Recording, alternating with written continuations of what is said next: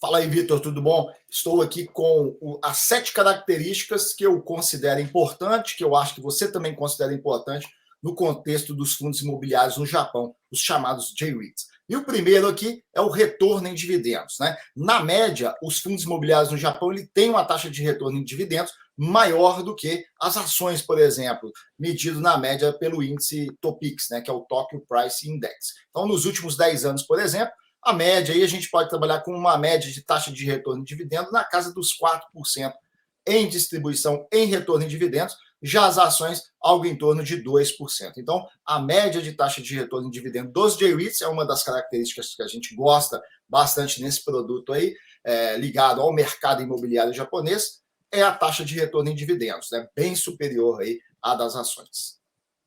Fala, Marcelo, tudo bem? Não, sem dúvida, o gráfico deixa isso claro, né? Assim, a gente pegou aí um período de 10 anos, deixa claro que o retorno é muito maior, né?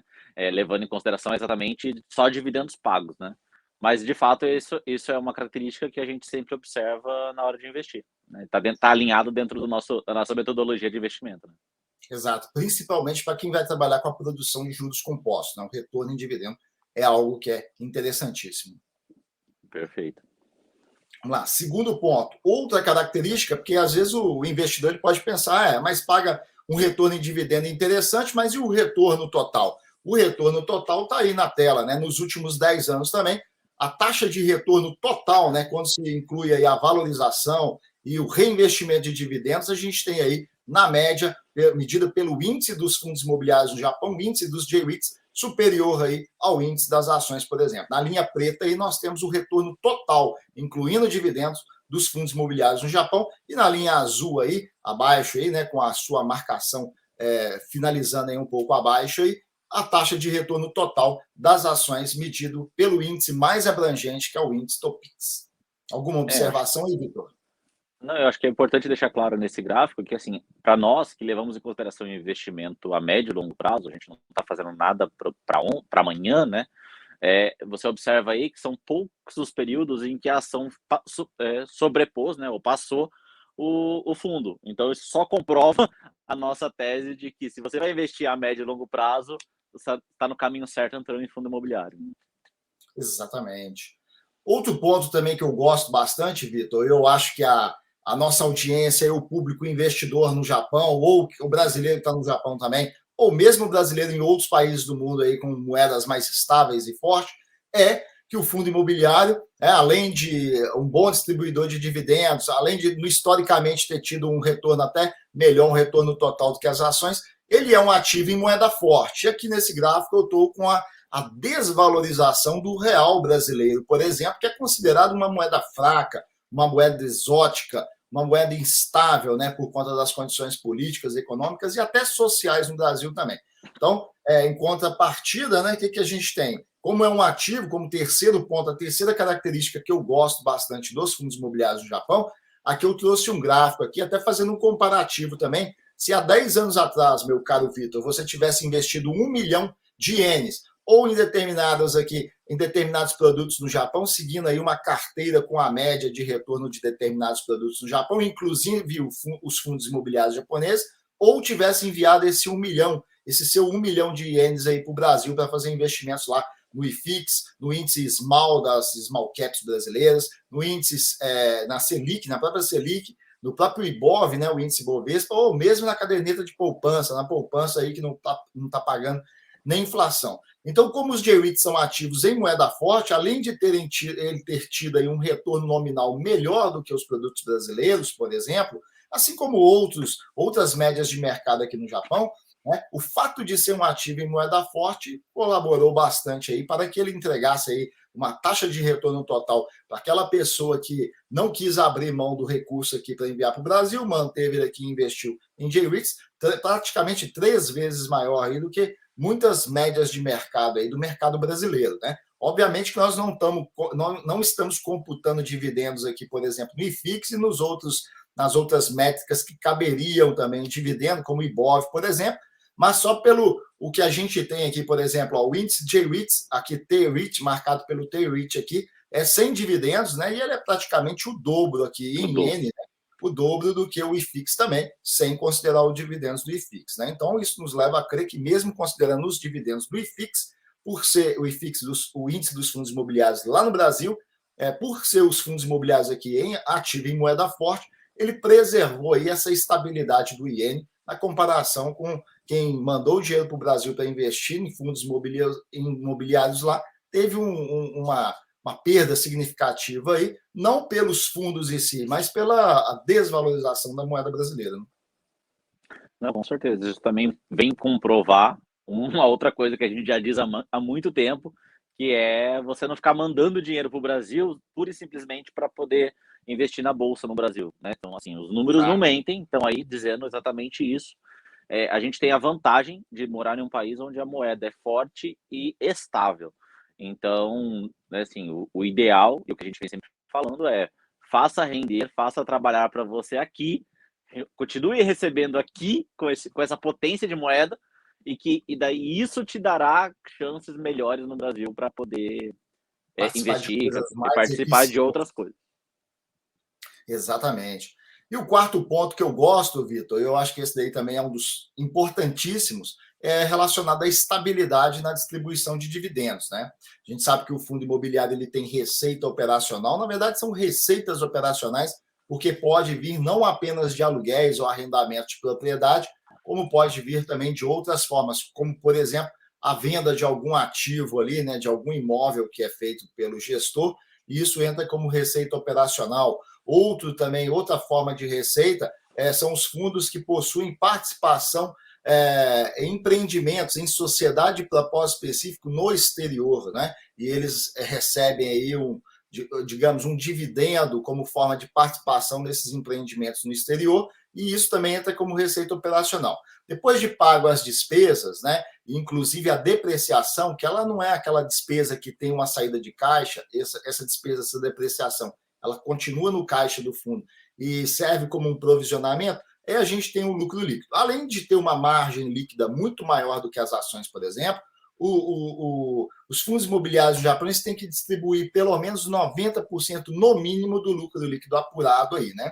E como ele já dá um tratamento também, como os fundos já dão um tratamento para essa questão da depreciação, ela já é lançada contabilmente, e isso fica como um provisionado aí para reformas, né? Para reestruturação futura aí dos imóveis. Então, a gente tem um provisionamento fazendo com que isso, no momento de fazer uma restauração no edifício, por exemplo, numa propriedade, por exemplo, isso não entra como uma despesa corrente daquele momento, fazendo com que o lucro líquido reduza significativamente. Não, por quê? Porque ela já vai fazendo o lançamento dessa depreciação, desse provisionamento, mantendo mais estabilidade no lucro líquido, e assim também ela consegue entregar uma taxa de retorno do lucro líquido um pouco maior, né?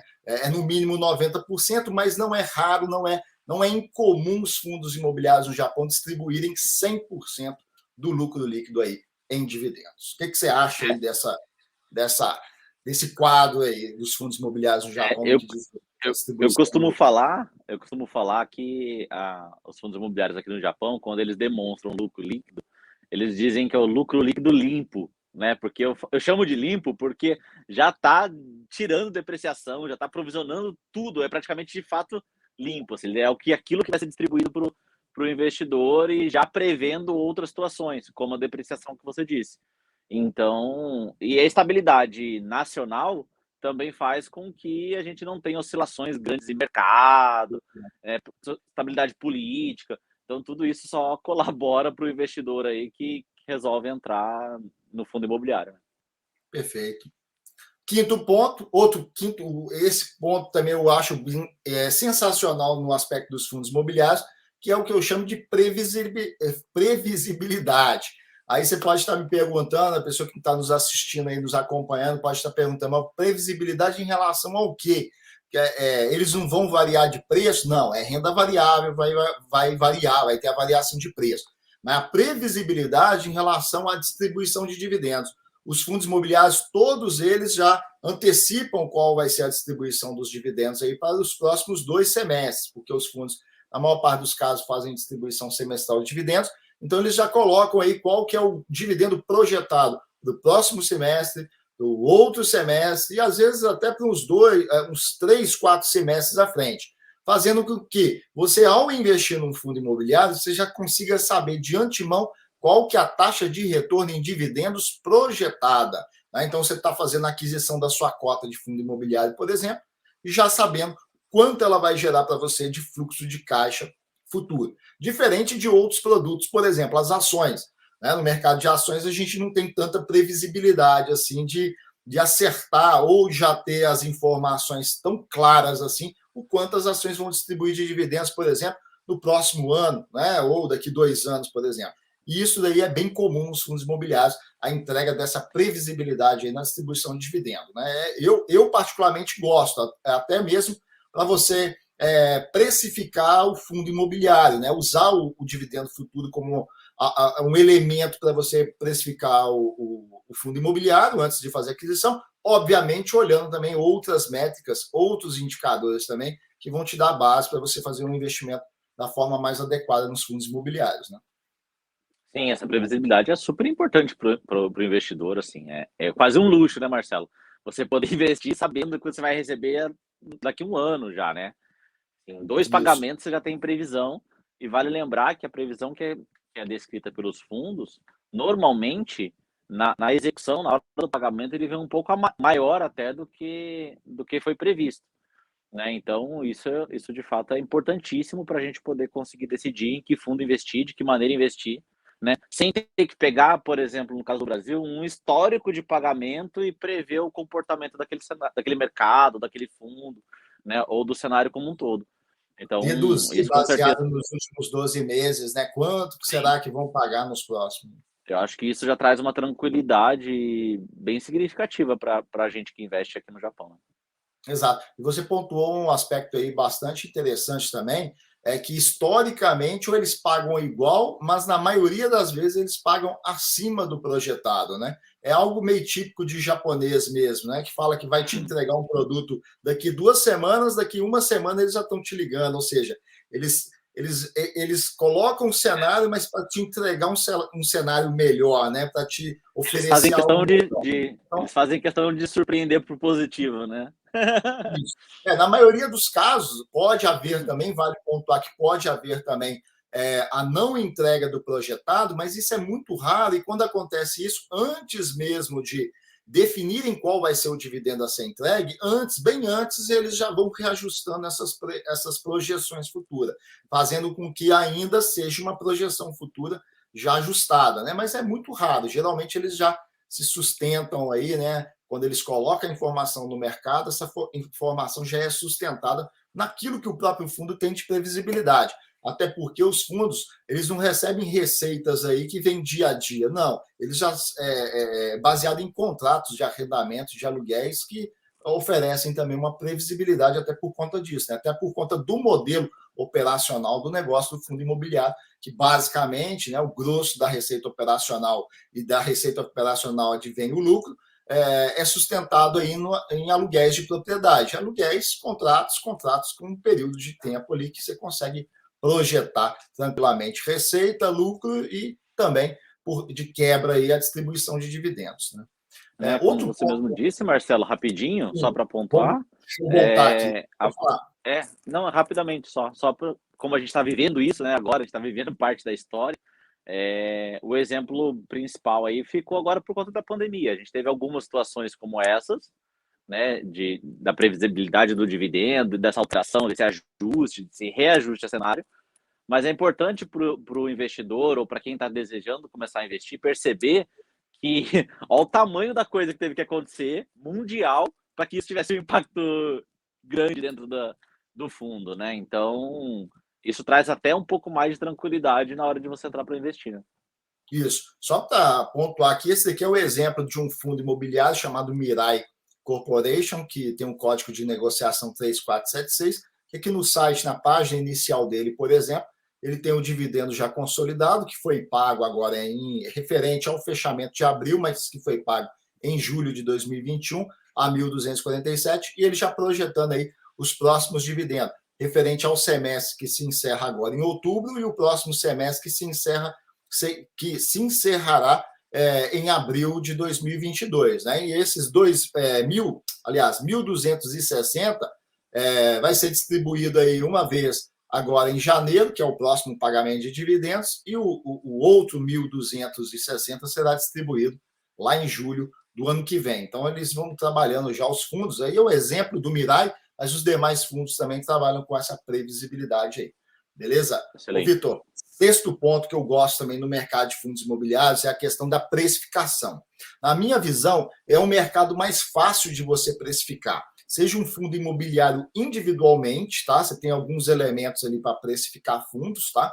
Baseado aí no passado, baseado em dados do presente, até numa projeção de fluxo de caixa também, até para esse tipo de, digamos assim, trabalhar de forma especulativa qual que é o fluxo de caixa futuro projetado com o fundo imobiliário, eu vejo como muito mais tangível de você trabalhar com essa informação do que nas ações, por exemplo. Então, o sexto ponto que eu destaco aqui de característica, como uma característica importante dos fundos imobiliários, é a questão da precificação. Na minha visão, é um mercado mais fácil de ser precificado, tá? Até porque o lastro dos fundos imobiliários é o ativo real, né? Então, geralmente os fundos aí lançam de tempos em tempos, aí a cada semestre eles lançam atualização a respeito do valor de avaliação das propriedades, aí fazem a subtração aí da dívida líquida, dividido por cota, onde a gente encontra o valor patrimonial líquido dos fundos imobiliários por cota, né? Então, você já tem uma referência. Você tem uma das referências, por exemplo, de precificação é essa, é o valor patrimonial líquido, que nada mais é do que o valor de avaliação subtraído à dívida líquida que o fundo tem de honrar, né? Então, divide-se isso por cota, a gente tem aí o indicador chamado Net Asset Value, né? Que é o NAV, ou o NAV, ou NAV, né? E o preço da cota do momento dividido por esse valor patrimonial líquido aí, em inglês aí, de Net Asset Value, a gente tem aí uma das medidas de precificação. Existem outras, tá? Eu gosto de olhar também o mercado como um todo, observar o quanto em capital os fundos imobiliários estão investindo em propriedade, né? E olhar a relação da capitalização de momento do mercado em relação a esse investimento feito na aquisição de imóveis. E olhar o patamar disso também como um dos aspectos de precificar o mercado de J-REITs como um todo. Então, precificação, para mim, no mercado de fundos imobiliários, ele acaba sendo muito mais tranquilo de você saber se o mercado está caro, está barato, se está elas por elas, né? Está num preço justo, digamos assim. O mercado de fundos imobiliários ele tem essa característica também que eu acabo gostando até mais nesse aspecto do que no próprio mercado de ações, que a gente muitas vezes tem uma incógnita em relação a saber se um determinado setor, uma determinada ação, né, ou o mercado de ações como um todo está caro, barato, ou se está no preço, no valor justo, né? O mercado de fundos imobiliários, a gente tem essa tranquilidade maior em saber se está caro ou se está barato. A vantagem de ter algo palpável, né? Você tem o prédio lá, então fica fácil de você conseguir, de alguma maneira, equilibrar e entender todo o cenário, né? Isso, sem dúvida, traz uma segurança de análise muito maior do que a ação que é impalpável, né? Assim, você não consegue mensurar de fato. Assim, você tem que meio que acompanhar e subentender o mercado, né? Exatamente. E para fechar aqui, o sétimo ponto que eu gosto bastante nos fundos imobiliários, eu até coloquei composto aqui, né? É a diversificação e a acessibilidade, né? Engasgando na palavra aqui, a acessibilidade também. Aí você pode me perguntar, mas acessibilidade por quê? E diversificação por quê?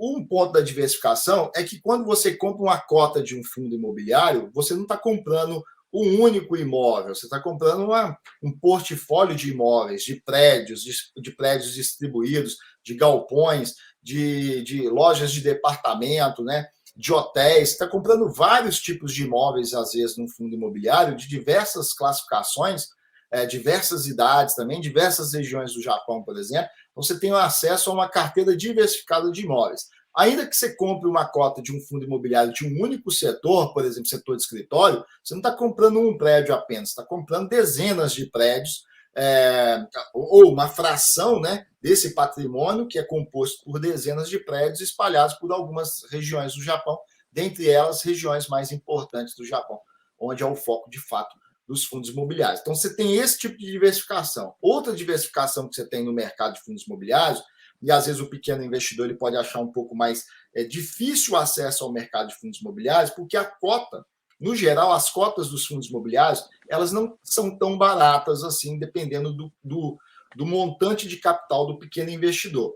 Mas, para resolver essa questão, os fundos imobiliários no Japão, eles possuem também um mercado paralelo a eles, né? Ou um mercado derivado do mercado de fundos imobiliários, que são os ETFs de fundos imobiliários, que são fundos listados em bolsas, que compram diversificadamente várias cotas de diversos fundos imobiliários, né? Então, tem fundos imobiliários que rastreiam o índice principal, tem ETF que rastreia o índice principal, e como eles rastreiam o índice principal, eles compram cotas de todos os fundos imobiliários. Aí você tem outros tipos de ETFs que rastreiam outros tipos de índices, que vão comprar também, às vezes, uma quantidade menor de cotas de fundos imobiliários, né? Mas já tem uma diversificação interessante na carteira desses ETFs. Uma outra forma também são os fundos mútuos, né? Os fundos mútuos são fundos de investimentos, porém não listados na Bolsa, você acessa eles através da corretora, da sua conta em corretora, e esses fundos mútuos também, eles compram cotas de fundos imobiliários, né? Então,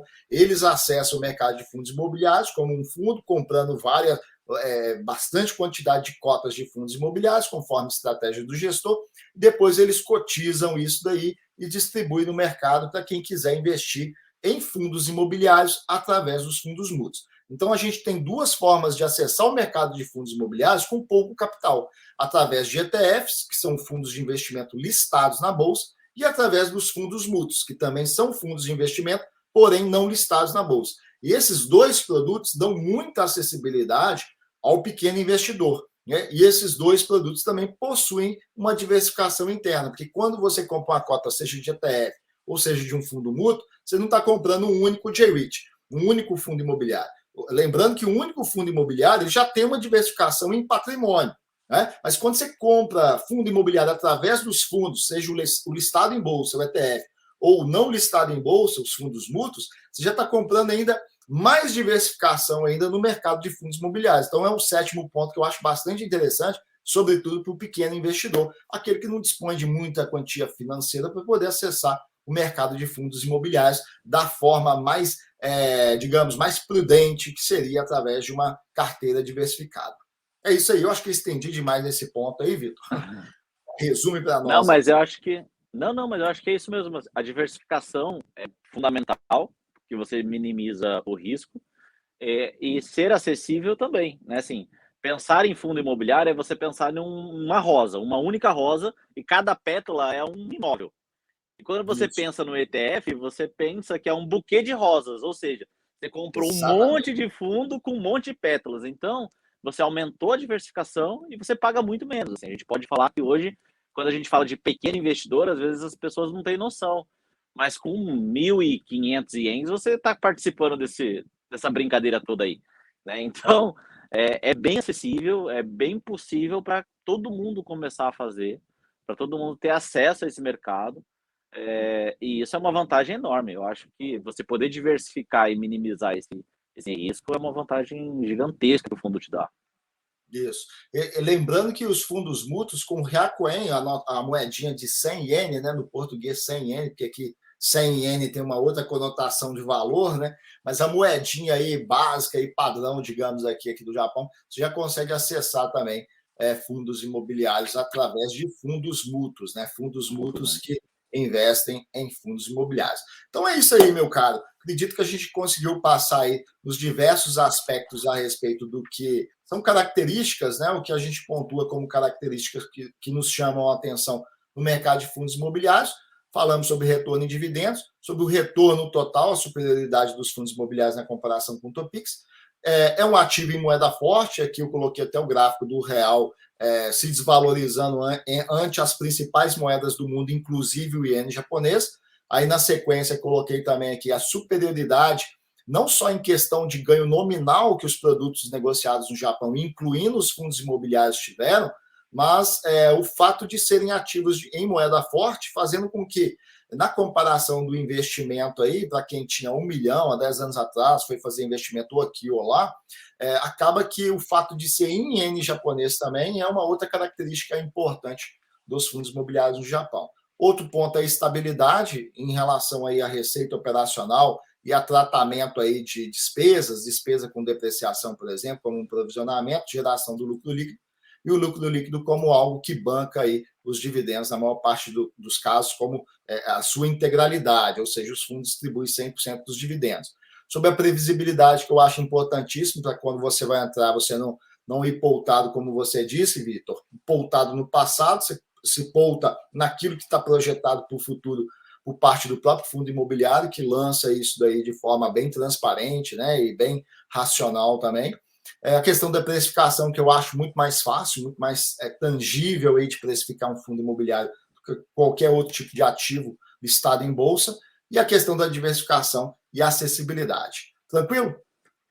Tranquilo. Não menos importante, Marcelo, só para finalizar, e eu acho importantíssimo para quem está interessado em entrar nesse mercado, é a vantagem que o Japão também oferece para o pequeno investidor, aí, quem está começando, que é acesso de investimento através do NISA, né, com isenção de imposto. E isso eu acho importantíssimo, principalmente para quem está começando, que está começando a guardar capital, começando a investir, ter esse estímulo do governo de não te cobrar imposto sobre isso, né? Exatamente. Disseste bem, meu caro. É isso aí. Espero que a gente possa agregar valor aí na vida de quem nos assiste, sobretudo em relação à compreensão sobre investimentos no Japão. E retornamos aí num próximo vídeo, né, debatendo uma outra pauta aí. Não é isso mesmo, Vitor? Algum recado para a nossa audiência aí em relação ao nosso... Só deixar o recado que provavelmente aí na descrição do vídeo e tal vai ter as nossas redes sociais para o pessoal poder encontrar a gente, e também o link do site onde pode ter mais informações aí sobre tudo que a gente está dizendo e todo o conteúdo aí que a gente vem falando para a comunidade brasileira aí durante esse tempo todo. É isso aí. Aproveitem, pessoal, que você que está nos assistindo aí, curta, comente aqui, deixa a sua dúvida sobre esse assunto aqui ou sobre outros assuntos relacionados ao investimento no Japão, e compartilhe também esse conteúdo aí com os seus amigos. Beleza? Um forte abraço. Vitor, um abração para você, meu caro. Tudo de bom. Até a próxima. Tchau, tchau. Até a próxima. Tchau, tchau.